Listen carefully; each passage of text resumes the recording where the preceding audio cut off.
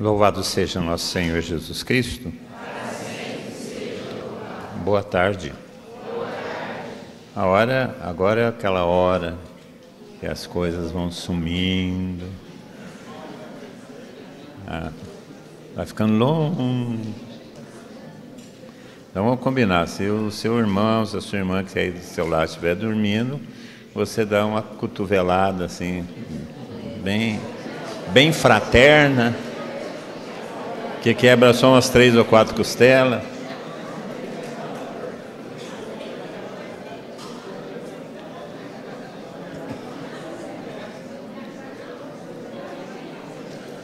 Amém. Nós terminamos a manhã com o Padre Zé Eduardo hoje, refletindo sobre Efésios 6, né? A armadura do cristão, o perigo que nós enfrentamos e como nós devemos enfrentar. É interessante que esse texto que ele usou ao final é o texto que nós estamos propondo como texto de oração para o ano que vem. Não, nós não tínhamos combinado, não tinha nem conversado com ele sobre isso. Quando ele falou que pregaria isso, ele falou, esse é o texto que nós estamos pensando em propor o ano que vem como texto para a nossa comunidade. Como esse ano nós temos um texto, o ano que vem também tem um texto sempre de 2 em 2 anos. Então, o ano que vem seria esse texto. Porque, na realidade, nós estamos num combate espiritual. Nós estamos vivendo um momento bastante intenso de combate na nossa comunidade. Por conta do crescimento da comunidade, e a gente vê isso, acontecem também os confrontos. Os confrontos aparecem cada vez mais. Por isso, o ano que vem nós estamos pensando nesse texto como texto de impulso, de motivação para as nossas atividades. Mas eu queria refletir com vocês agora, nesse momento, a partir do texto de Mateus, no capítulo 4. A partir do versículo 1.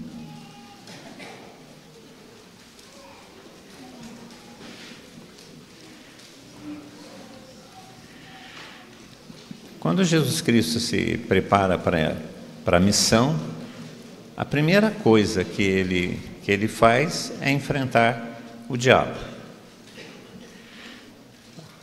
A primeira coisa que Jesus Cristo fez não foi pregar o Evangelho. A primeira coisa que Jesus Cristo fez foi enfrentar o diabo. Então, nós temos que entender isso. Quando nós nos dispomos para a missão, quando nós nos dispomos para realizar aquilo que nós somos vocacionados, para realizar a nossa tarefa, quando nós nos dispomos a isso, fique sabendo que nós temos que enfrentar o diabo. Embora seja uma realidade que a gente não conheça bem, não sabe como é que funciona, mas é assim mesmo. A missão implica num confrontamento com as forças do mal. Se nós olharmos a missão hoje, que é a missão de evangelizar, anunciar o Evangelho, levar as pessoas para Cristo, essa missão implica num confrontamento, num enfrentamento das forças que são contrárias, que se levantam contra todo o Evangelho, que se levanta contra todo esforço de levar as pessoas para Deus. Se nós darmos uma olhada no mundo moderno, no mundo contemporâneo, nós ficamos assustados com a situação que a gente encontra. Hoje, a fé cristã não é mais maioria na população mundial. Não é.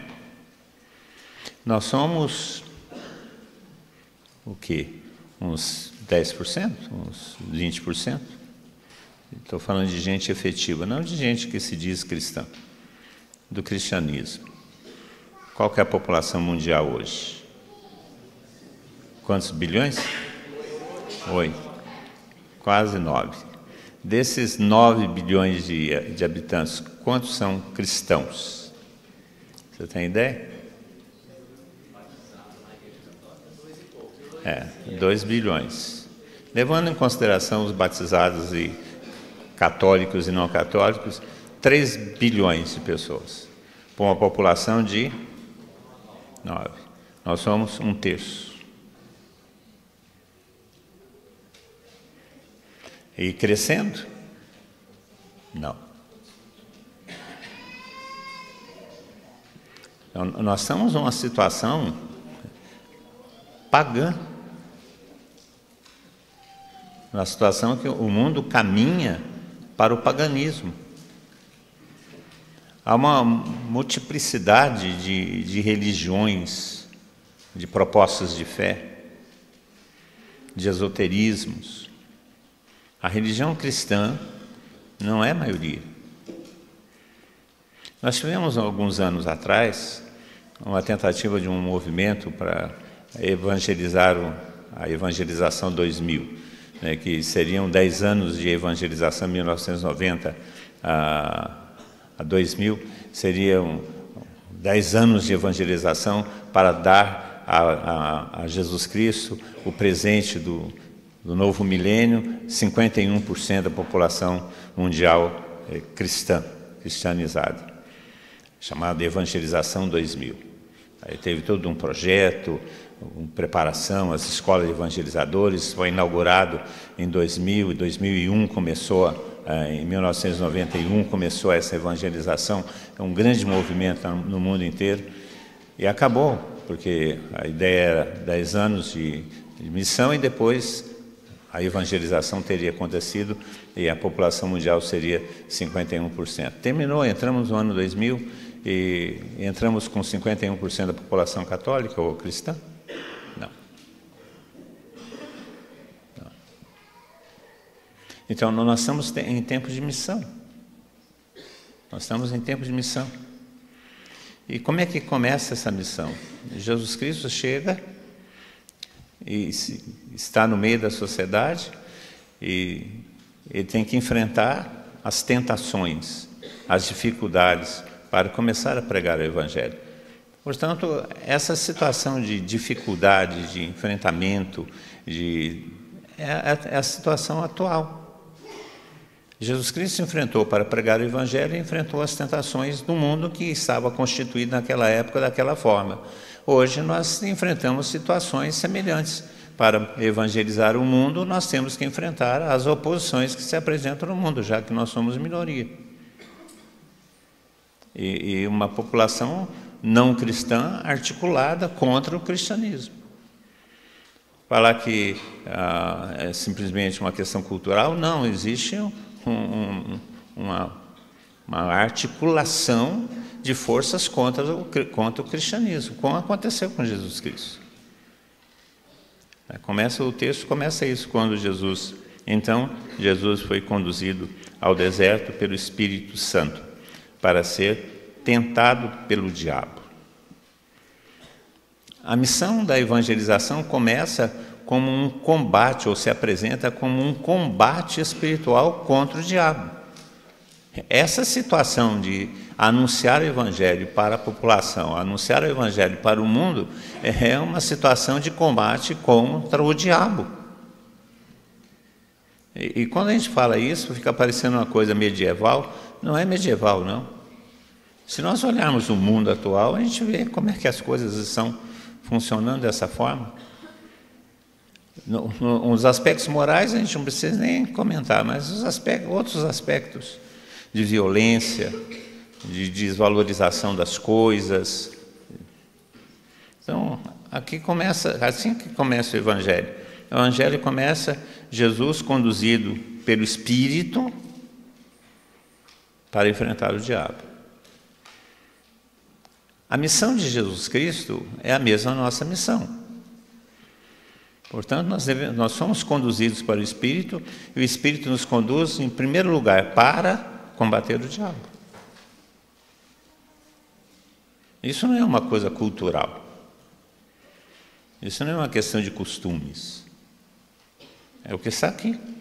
Jesus foi conduzido pelo Espírito ao deserto, ao lugar onde as coisas não acontecem, deserto, e para fazer o quê? Para enfrentar o diabo. Quando nós somos inseridos na vida de Jesus Cristo pelo nosso batismo, nós somos inseridos também no combate ao diabo.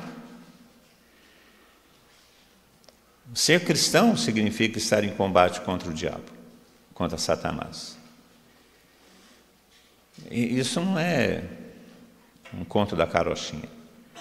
Isso não é algo medieval. Isso é uma realidade. Ou vocês não percebem isso? É fácil ser cristão? Por que não é fácil ser cristão? Vocês já repararam que as forças todas são contrárias aos princípios que nós queremos propor? Como é que é mais fácil dar certo as coisas erradas do que dar certo as coisas certas?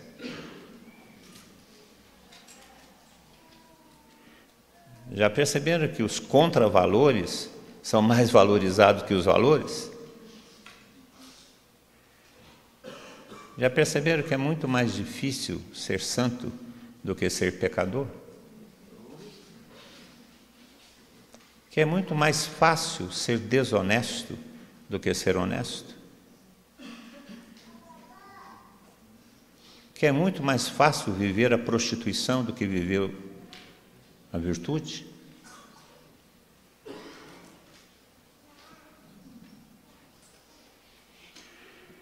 O combate. E foi combate contra quem? Contra o diabo. Não é contra uma ideologia, é contra um ser espiritual que age, que se articula, que tem suas estratégias, que tem seus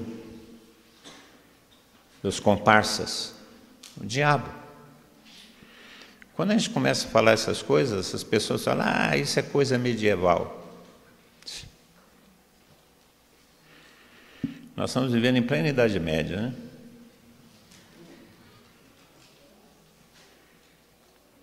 É contra o diabo. E ele foi tentado. Tentado em 3 coisas. O que é a tentação? A tentação é uma estratégia. O diabo age de maneira estratégica. Então ele ataca de maneira estratégica. E a estratégia do diabo se resume em 3 grandes estratégias. Se nós olharmos as tentações, que é a maneira como que o diabo age, a tentação, a provocação, a infiltração, e todas as estratégias, entrou um mosquito na minha boca.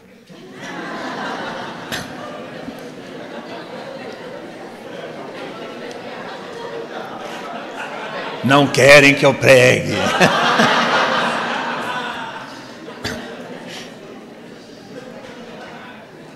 Mas entrou mesmo.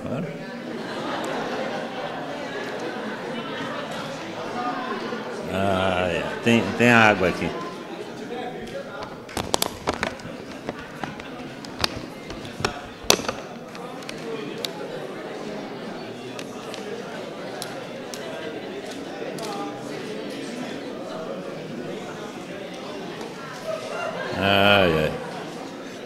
Olha, eu prego há mais ou menos 50 anos, é a primeira vez que isso acontece.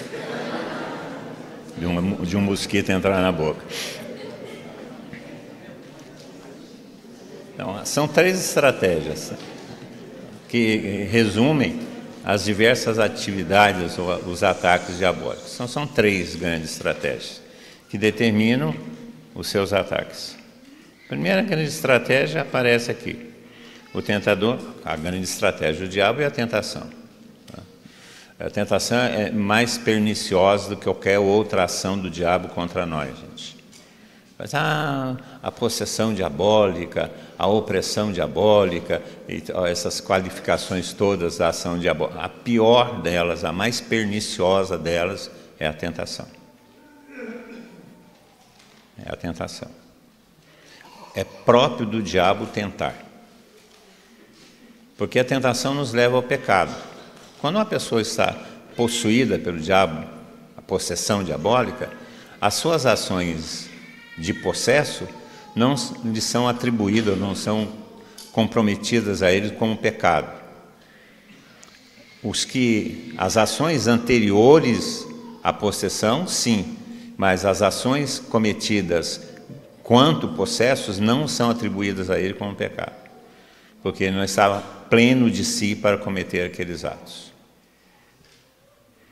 O pecado implica num conhecimento, numa consciência, numa liberdade. Por isso, a principal ação do diabo contra nós é a tentação. Não é a opressão, nem a possessão. A pior ação do diabo contra nós é a tentação. E a tentação usa como estratégia todas as coisas que nos provocam. A tentação usa nossos sentimentos, usa nossos sentidos, usa nossas aspirações, nossos ideais. Porque a tentação tenta nos levar, uma tentação quer nos carregar para longe do projeto de Deus, que é o pecado. Como o diabo não pode pecar no nosso lugar, ele tenta para que a gente peque, para se assemelhar a ele. Que o pecado é uma revolta contra Deus, é uma agressão contra Deus, com coisa que o diabo pode agredir Deus. Mas é uma revolta contra Deus. Então ele tenta levar-nos também para essa revolta. Por isso ele nos tenta a essa revolta, que é o pecado. Então a pior ação do diabo é a tentação. E ele faz exatamente isso com Jesus Cristo. E a tentação aparece como? Jesus Cristo está em jejum há 40 dias. E quando ele está no final desse período de fome, ele é tentado. Por que o diabo não tentou Jesus Cristo no primeiro dia? Esperou passar o tempo que passou, 40 dias, para começar a tentá-lo. Porque ele esperou que as necessidades humanas de Jesus Cristo aparecessem, a fome, o abandono, as situações sociais contrárias ou conflitantes. É assim que o diabo age. Se você está perto de Deus, se você está numa vida de graça, se você está numa vida de comunidade, você está mais protegido da tentação de quando você estiver sozinho, com fome, isolado. Aqui ensina como é que o diabo age. Espera Jesus Cristo estar debilitado para tentar. O diabo também espera que a gente esteja debilitado para nos tentar. Debilitado em quê? Debilitado nessas coisas. Na amizade, debilitado nas nossas necessidades, debilitado em nossos relacionamentos, debilitados. Aí ele tenta, para nos levar ao quê? É o pecado, porque o que nos interessa é isso. O que interessa a ele é isso. Então Jesus Cristo estava debilitado. Quando ele estava debilitado, o tentador, diz o texto, versículo 3, o tentador aproximou-se. O tentador se aproximou-se. O tentador se aproxima, se torna próximo. Não precisa ir longe, não, ele está próximo. Quando nós estamos debilitados. E aí ele tenta. E o que é tentar? Nos provocar para que a gente haja contra Deus, para que a gente peque. O que é o pecado?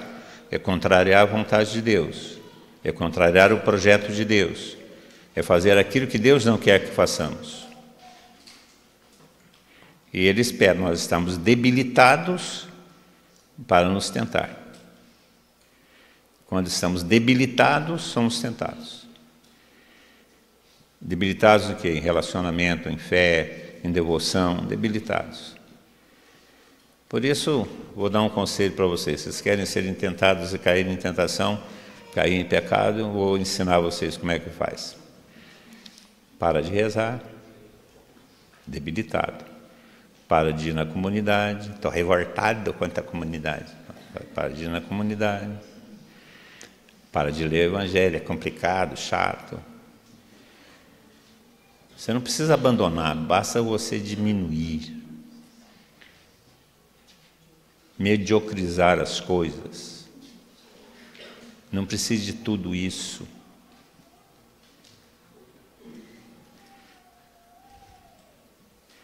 Aí, quando nós estamos debilitados, o diabo faz aquilo que é próprio dele, tenta. A palavra tentar é muito interessante, né? Tenta. É importante que a gente entenda isso.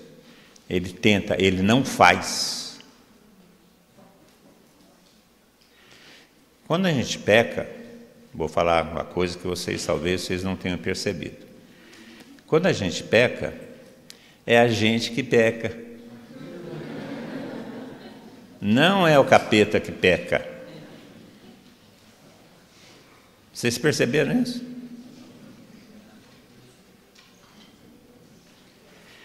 Por isso que ele tenta, provoca, favorece, cria condições favoráveis, justificativas que não existem, sentimentos contrários a Deus. Você sabe que o pecado começa assim, quando a gente começa a ter sentimentos que são contrários a Deus. Sentimentos de abandono, sentimentos de estou sofrendo tanto, por que Deus deixa isso acontecer? Por que eu sou infeliz? Por que isso acontece em minha vida? Por que esse problema em minha vida? Por que essa dificuldade em minha vida? Deus não me ama, Deus não toma conta de mim, deixa essas coisas acontecer, por que essa desgraça? Por que? Vai corroendo a nossa relação, o nosso relacionamento com Deus. Aqui, Jesus Cristo está em jejum, fome, necessidade de proximidade, sede, está numa situação difícil, é aí que ele vai tentar. Gente, não esperem que o diabo vai tentar quando a gente está num estado de proximidade de Deus, de vida na graça. Ele vai tentar quando a gente está longe de Deus. Quando a gente está necessitado de alimento. Quando nós estamos em jejum da graça. O diabo vai tentar Jesus Cristo quando ele está debilitado. 40 dias de jejum. E ele tenta em 3 aspectos, em 3 pontos fundamentais. Primeira coisa que o diabo tenta. Você está com fome, ele vai tentar você com a saciedade da fome. Jesus Cristo estava com fome. Qual que foi a primeira tentação? O pão. O pão. Matar a fome. A primeira tentação é uma tentação social. Matar a fome. Mas fazer do matar a fome o sentido da vida. Qual que foi a resposta a essa tentação? Não só de pão vive o homem, mas o que o Senhor fala, que não é só o pão, mas é também a fé. Não é só o pão, mas também o relacionamento com Deus. Ou seja, no pão não pode ser absoluto. Existem outras coisas. Por isso, a primeira tentação é uma tentação social. O pão, o trabalho, o ganhar a vida, o ter o que comer. E o Senhor fala que não é só isso. Quando você não está falando que nós devemos ser alienados disso. Ele está falando que não é só isso. Isso não resume a vida humana. O pão, o trabalho, os benefícios sociais, isso não resume a vida humana. A vida humana é mais do que isso. Não só de pão vive o homem. A vida humana é mais do que isso. É mais do que o trabalho, é mais do que a posição social, é mais do que o dinheiro. Embora essas coisas, o dinheiro, a posição social, o trabalho, são coisas que fazem parte da nossa vida, mas a nossa vida não é só isso. Não só de pão vive o homem, mas também de toda a palavra que sai da boca do Senhor. Ou seja, a vontade de Deus também é alimento. Agora, vive só disso, só da oração, sem pão, você sobrevive? Não. Porque o que moveu Jesus Cristo à oração? O que moveu? O jejum que ele havia feito. O diabo vai tentá-lo nessa sua necessidade. A primeira tentação vai ser da sua necessidade básica. Qual que era a necessidade que Jesus Cristo estava sentindo naquele momento que a tentação começa? A tentação do pão. Porque da onde que Jesus Cristo está vindo? De 40 dias de penitência. Então, qual foi a situação que o diabo encontra Jesus Cristo? Um Jesus Cristo faminto. Então, ele tenta Jesus Cristo com a fome, com o pão.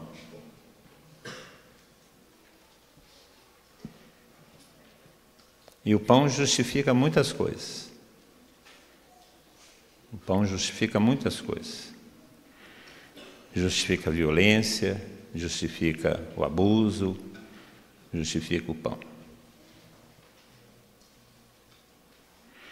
E Jesus Cristo vence o pão. Como Jesus Cristo vence o pão? Não só de pão vive o homem. Não só do trabalho vive o homem, não só da riqueza vive o homem. Não só do pão. Fala para quem está do seu lado, não só de pão vive o homem.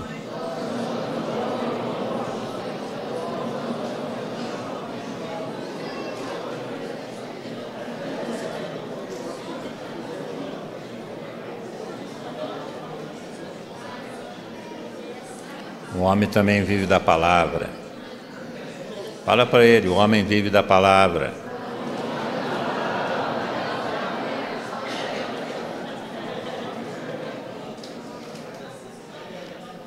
Essa é a primeira tentação.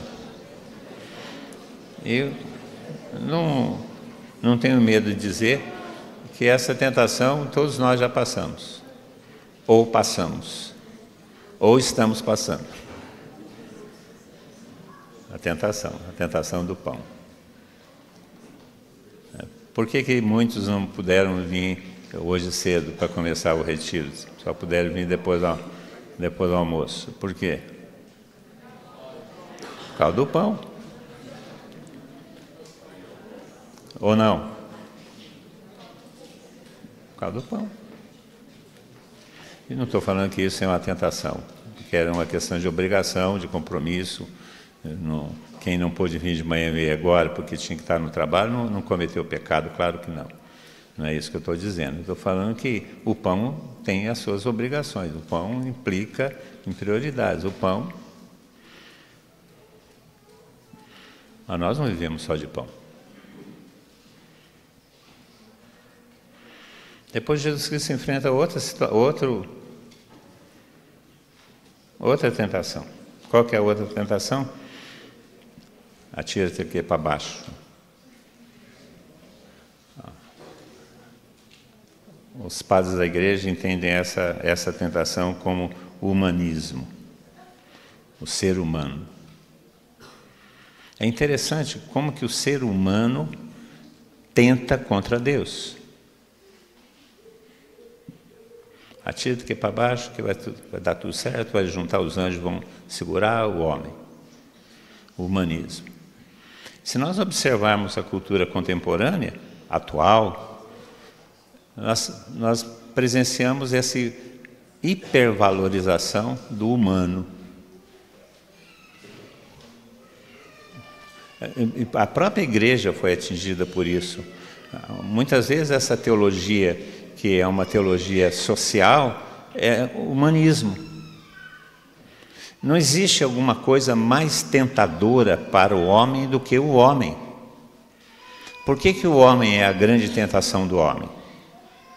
De toda a obra do Senhor Deus, de toda a obra dele, qual que é a obra mais parecida com Deus? Façamos o homem à nossa imagem e semelhança, diz o Senhor Deus. Portanto, não existe nada mais próximo de Deus do que o homem. Portanto, não existe também tentação maior do que o homem. E a gente observa hoje a quantidade de ações, de esforços, de ideologias humanistas que estão presentes no mundo hoje, que justificam a organização econômica, a organização política, a organização social, ou procuram justificar e não justificam, porque o humanismo é atingido pelo egoísmo, pelo pensamento em si mesmo, não pelo pensamento no outro, que é o pecado. Mas nós observamos isso hoje, o esforço que o homem tem de viver, de criar ou de estruturar um mundo, uma sociedade, uma cultura humanista, sem Deus. O homem não justifica o homem não responde ao homem. E hoje em dia é isso que justifica todas essas ações políticas sociais, é o homem pelo homem. Não existe um valor de eternidade, não existe um valor espiritual, existe o homem pelo homem, como se fosse o fim de todas as coisas, a humanidade. E essa é a segunda grande tentação, e é a tentação que nós encontramos no mundo contemporâneo. Nós já passamos por essas fases culturais. Na Idade Média, o homem não era tão valorizado, era valorizado o religioso, num outro aspecto é a terceira tentação. O homem foi crescendo em importância dentro do movimento humanista e chegou a esse extremo da atualidade, onde o homem passou a ocupar o lugar de Deus. O homem, o ser humano. E agora nós estamos observando uma variação disso, né? O homem buscando a sua plena satisfação, a satisfação dos seus próprios desejos e anseios, está matando o próprio homem. Porque é preferível criar um cachorrinho do que criar um filho. Vocês já perceberam isso? Os pets são pets. A vontade do pet. Aí tem roupinha para o pet, comidinha para o pet, espacinho do pet. Não pode tocar no pet, o direito do pet. Agora, crianças que morrem de fome, crianças que são abortadas, crianças que são violentadas, crianças que são abandonadas. Agora, recentemente, a tentativa de aprovar a lei do aborto, mas a lei de defesa dos animais passou. É a tentativa de aprovar também a lei do aborto. Então, mata-se crianças, mata-se gente e se protege com a morte das crianças, animais. Porque os animais dão satisfação aos seus donos, o homem. A inversão de valores para a satisfação pessoal do homem. Para que o dono de pet tenha o direito de ter pet.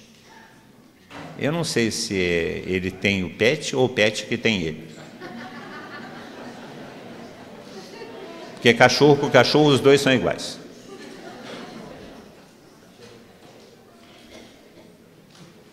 Essa é a segunda tentação, o homem, a humanidade. a desconsideração de Deus. E a terceira grande tentação que o mundo enfrenta é a idolatria. Como o homem não pode viver sem Deus, e o Deus que se revela é exigente, então eu preciso criar um Deus para mim, a idolatria. Qualquer coisa se torna o ídolo, o Deus, o que justifica todas as coisas. Então essa busca de idolatria, essa busca de um ídolo, essa busca de um Deus que não é o verdadeiro Deus, mas a busca de um Deus, a idolatria, provoca o aparecimento dessa quantidade de religiões que tem hoje. Religiões que propõem um contato com Deus, embora não consigam, são religiões mudas, que não falam com Deus, porque para eles Deus é outra coisa. É idolatria, adorar outros deuses. Agora, recentemente, na nossa diocese, o escândalo que foi em Santa Rita do Sapucaí, que fim que deu aquilo? Quem que pagou o preço daquilo? A nossa fé. Uma idolatria. Porque a macumba é uma idolatria. Por que é uma idolatria? Porque não acredita no Deus que é o Deus verdadeiro. Acredita nos orixás. Em deuses é múltiplo. Múltiplice. Os deuses. A idolatria. E a idolatria acabou valendo. E gerou reação contra o cristianismo. Idolatria.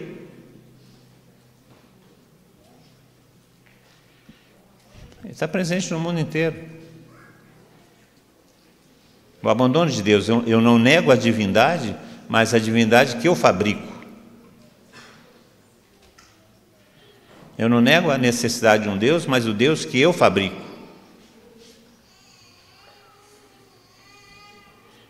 Nós estamos presentes no mundo. Essas três tentações, essas três articulações, são as articulações que Jesus Cristo enfrenta, que o cristianismo enfrenta, que o Evangelho enfrenta, que a comunidade cristã enfrenta, que nós enfrentamos. Está presente na cultura moderna, está presente no mundo moderno. Está presente desde que o ser humano está na face da Terra. E foi essa ação diabólica, essa ação da tentação de levar o homem ao pecado que levou o homem para longe de Deus. A primeira consequência de sermos atingidos por essa ação diabólica foi a expulsão do paraíso. O relacionamento com Deus foi rompido. E o mundo passou a ser organizado a partir de outro princípio. O princípio do pecado. Por isso precisamos de um Salvador. Mas isso continua estando presente no mundo de hoje.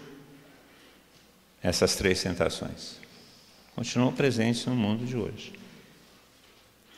O Padre Raniero Cantalamessa, num texto numa pregação que ele fez, ele resume esses três pecados, essas três tentações, em três ações do ser humano, que são ações de pecado, que acabam conduzindo o mundo à situação que nós estamos vivendo hoje. Ele fala que o primeiro pecado, a primeira tentação, é uma vida sem sacrifícios. Ele fala que a primeira tentação, primeiro é uma vida sem sacrifício. A segunda tentação, a segunda ação de Adão, ele fala que é a tentação de uma religião sem obediência. E a terceira grande tentação que ele fala é o poder sem serviço. Ele fala que isso resume as 3 tentações. Uma vida sem sacrifícios, uma religião sem obediência e um poder sem serviço.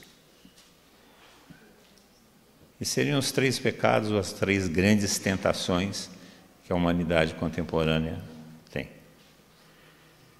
Mas é importante que nós entendamos isso.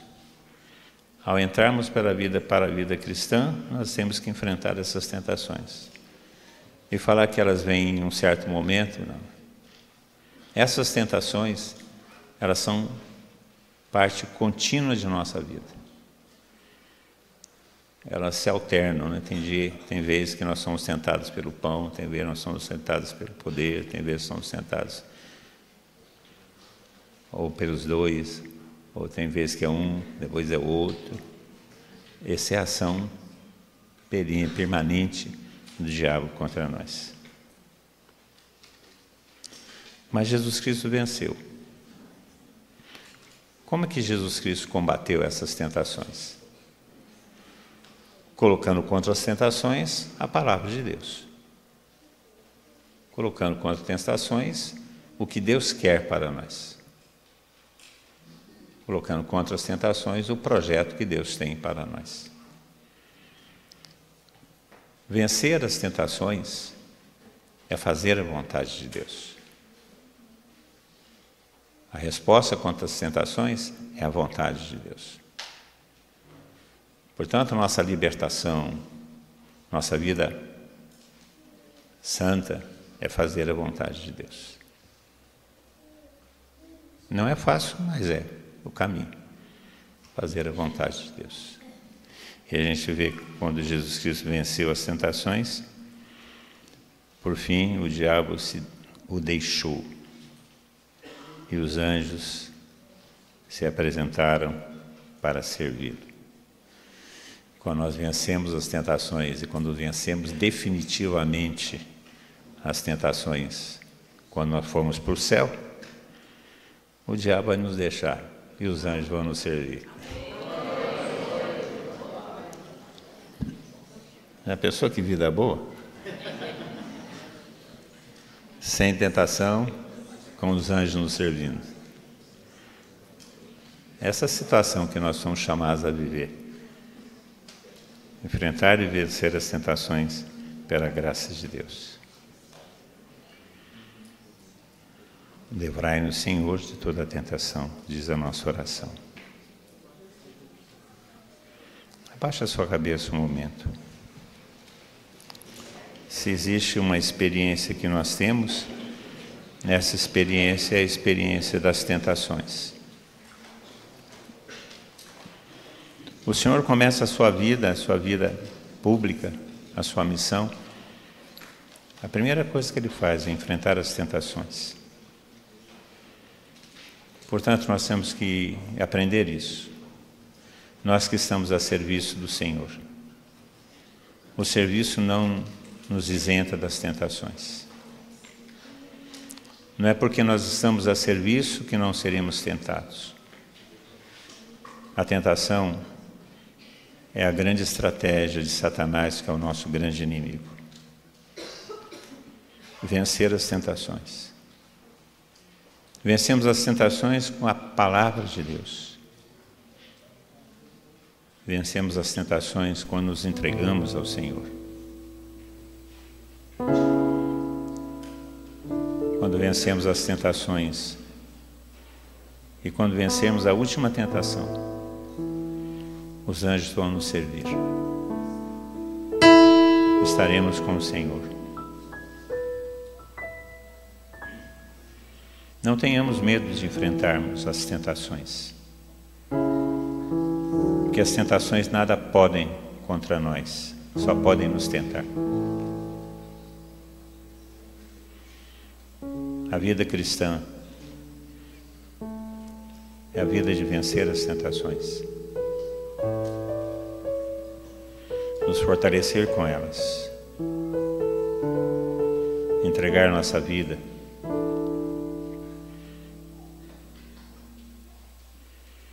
O Senhor nos dá graça.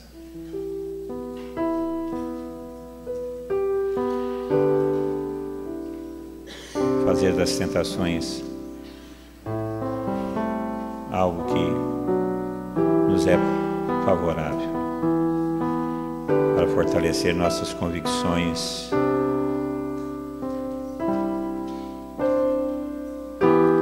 dá-nos, Senhor, a graça para vencer as tentações. Não nos deixeis cair em tentação, mas livrai-nos do mal.